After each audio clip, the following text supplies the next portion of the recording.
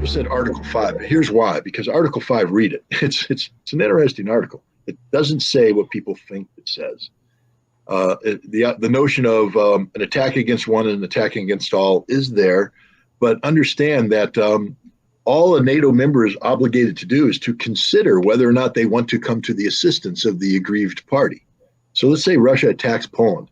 NATO doesn't automatically go, we have to send forces now. We have to. Here's the schedule, deploy everything, mobilize. They get to go, Russia attacked Poland. Do I want to get involved? Because it's not automatic. It's, do I want to get involved? And if I do I want it to be military? Or can it be, I'll just say some nice words. So Article 5 isn't what people think it is. It's not everybody immediately rushing to the assistance. And that became true, apparent when you realize that even had this been a Russian missile, NATO wasn't going to war with Russia. Because one of the narratives that came out of Washington, D.C. is we're not going to start World War III over one tractor and two farmers. We're not going to kill the world because of one tractor and two farmers. But they knew it wasn't a Russian missile, which tells you that somebody in Ukraine, and let's put it this way, the S-300 is a radar-guided missile. Means it's locking on a radar beam. The beam usually is towards the missile that's firing. The Russian missiles are coming in from an east-west trajectory. This missile flew from the east to west, the same direction the Russian missiles are flying, which makes it interesting on how they're supposed to intercept the Russian missile, because normally you'd want them to fly this way. But the other thing is, it's got a guide on something, which means somebody turned on a radar and pointed it in the direction of Poland, so this missile tracked on that beam for impacting. This was a deliberate attack by Ukraine against Poland.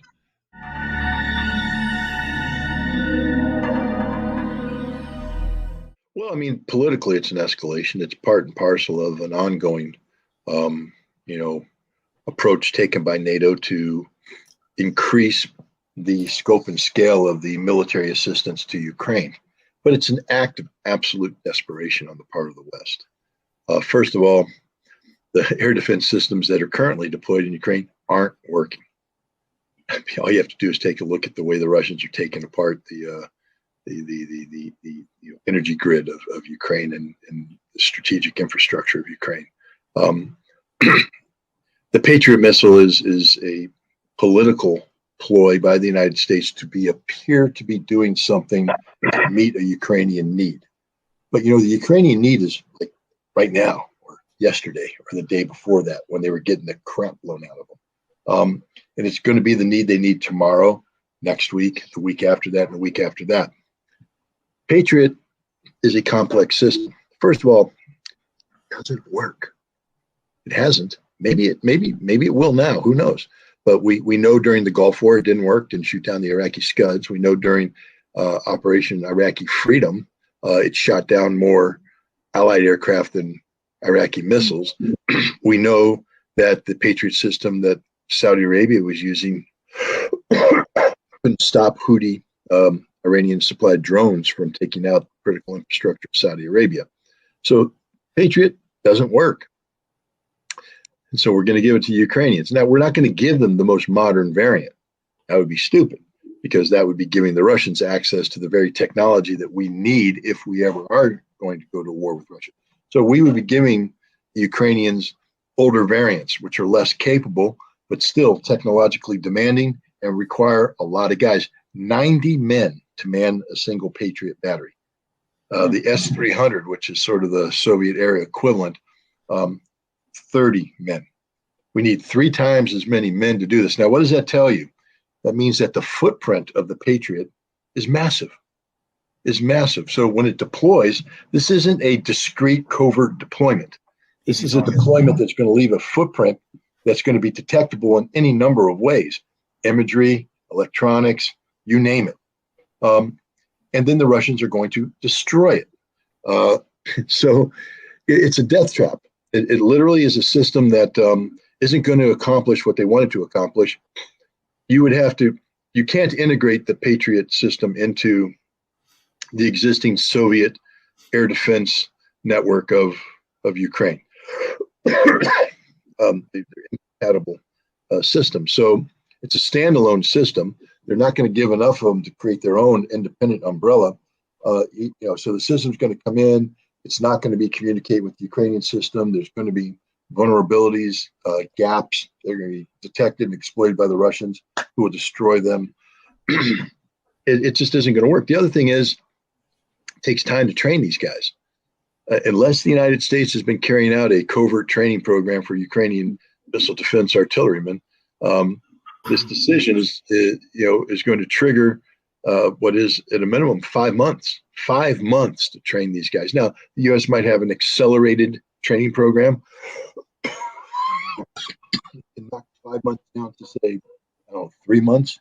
But what happens when you take training shortcuts? Again, anybody in the military knows this.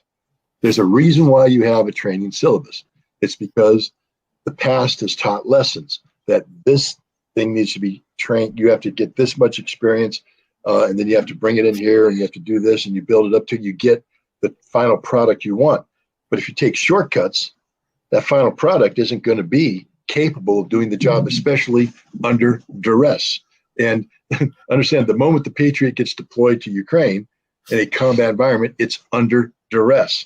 So any training shortcuts that are taken is just a guarantee that the Patriot's going to be destroyed even that much more quickly.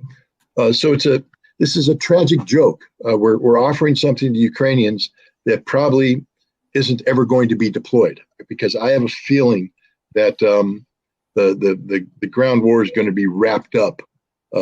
At least major part of the ground war is going to be wrapped up before the 5 months comes by.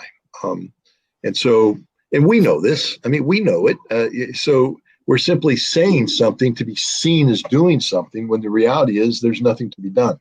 And if the Patriot is deployed, it's going to be destroyed. It's not a game changer at all, but it is an escalation, because then you have to ask yourself the next question. It's not going to work. Therefore, what's next? We know what the Ukrainians want. They want tanks, lots of modern tanks.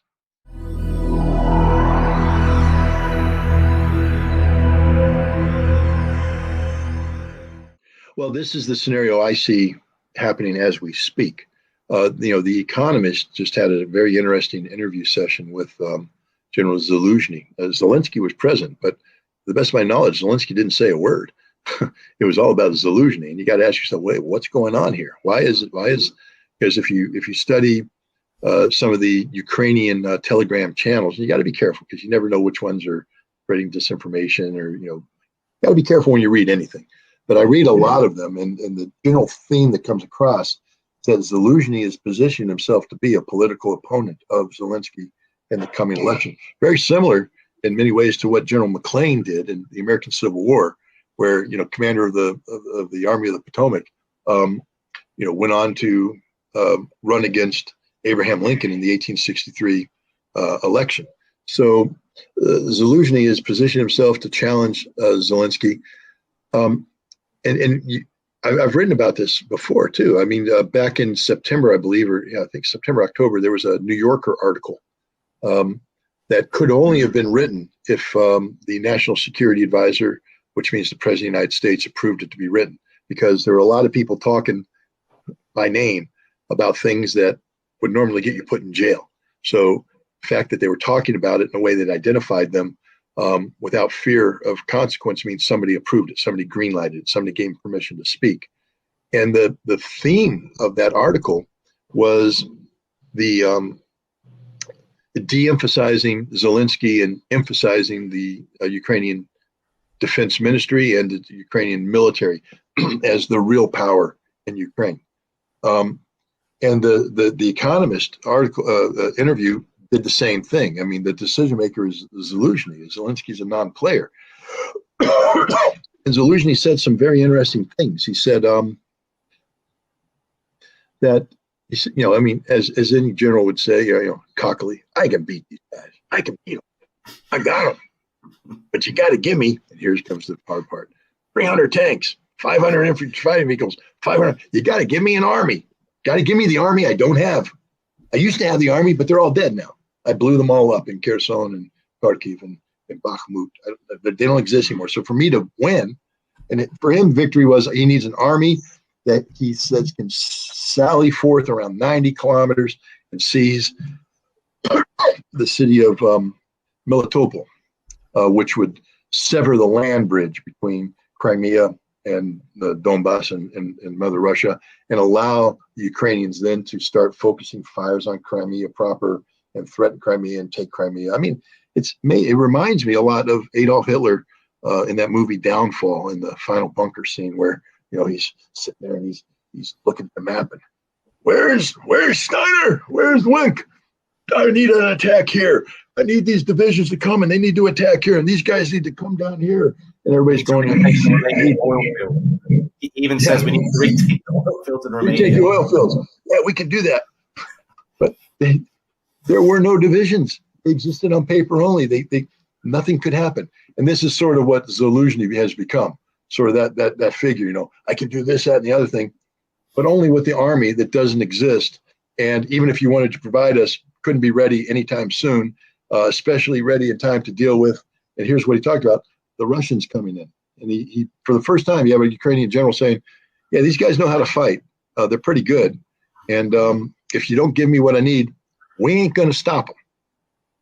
We're going to get beat. That's pretty much the takeaway from the thing. We're going to get beat by these guys because we don't have what we need to stop them, and you're not willing to provide it to us. So this is setting the stage. And he's saying this in front of his president. The president's staying silent. You have to ask yourself, why? Well, because basically what he's saying is he lost us this war. His job as president was to get us all this equipment. He got us overcommitted in this conflict. We're not getting the equipment we need, and we're going to get beat. And everybody needs to understand that. We're going to get beat.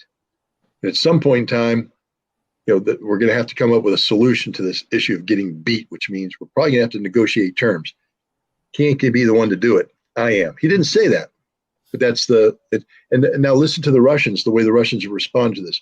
They continue to be derisive of Zelensky. They say he's a Nazi leader. I mean, and when your strategic objective is denazification and you call the Zelensky government a Nazi regime, sort of tells you what the future of Zelensky is.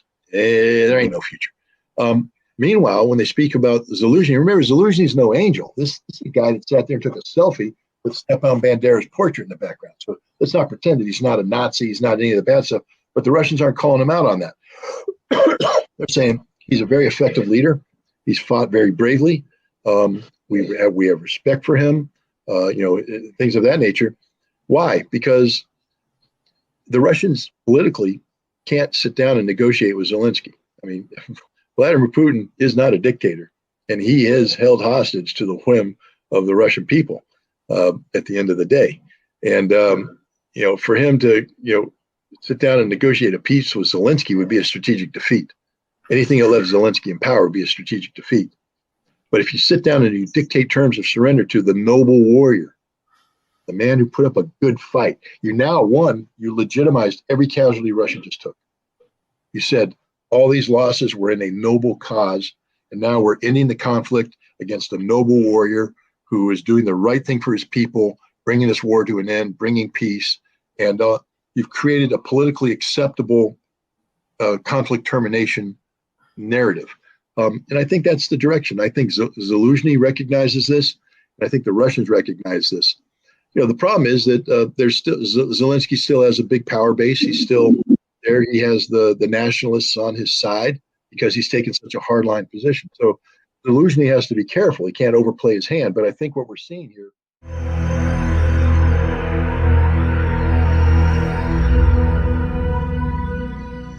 Not enough resources for the objectives.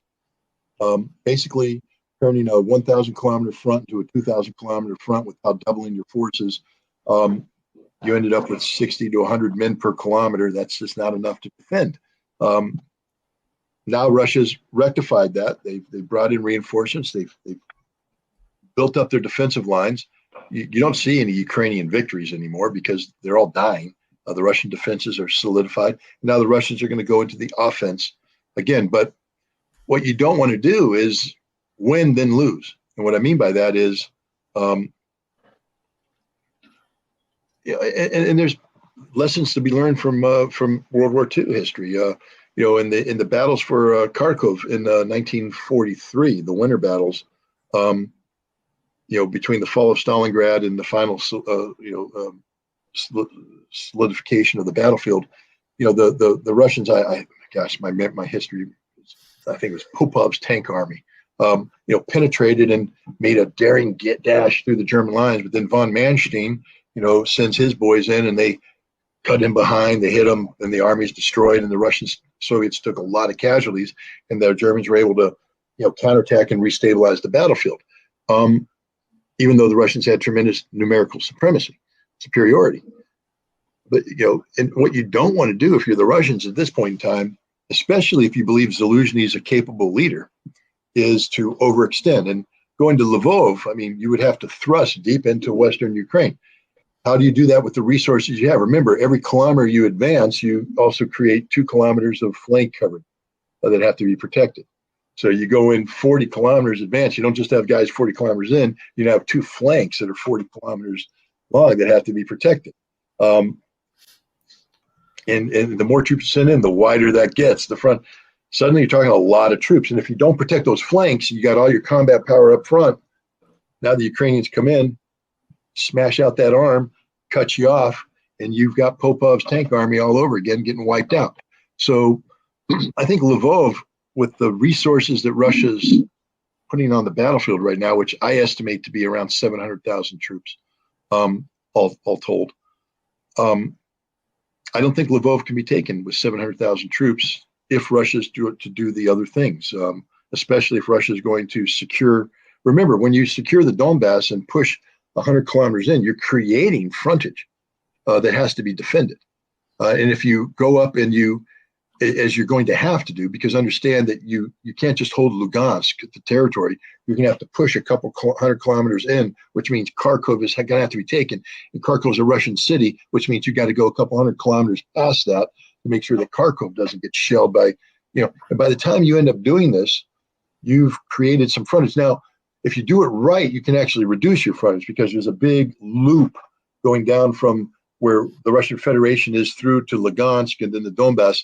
And actually, if you do a straight line up, you actually pivot in and you consolidate the line. So, using the Russian border as an anchor point, you can draw a line that keeps you a couple 100 kilometers away from the Donbass border that could, I think, realistically represent what the Russian objectives could be going down.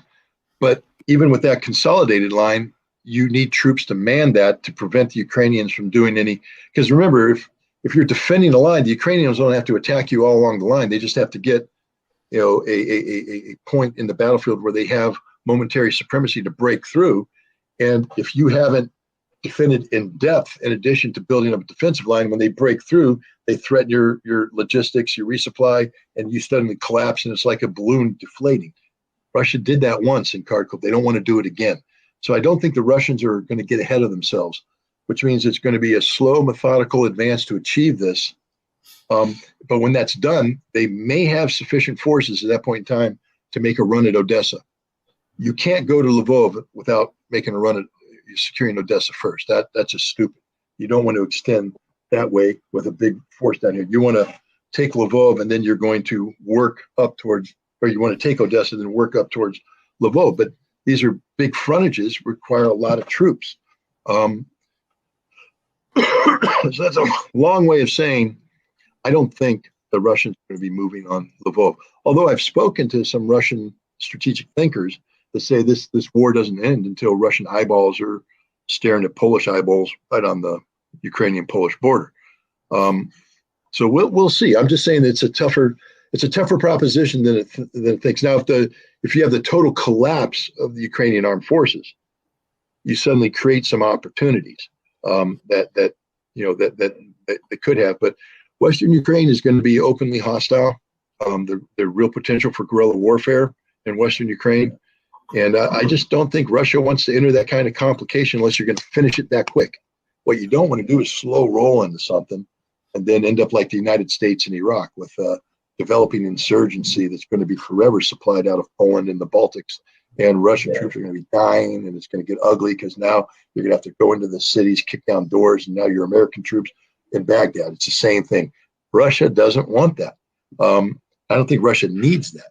I think that if Russia can take the territories, Odessa through Kharkiv, that little arc there, keep it far enough away and destroy the Ukrainian military, then they can resolve the rest of this with, with politics, not military.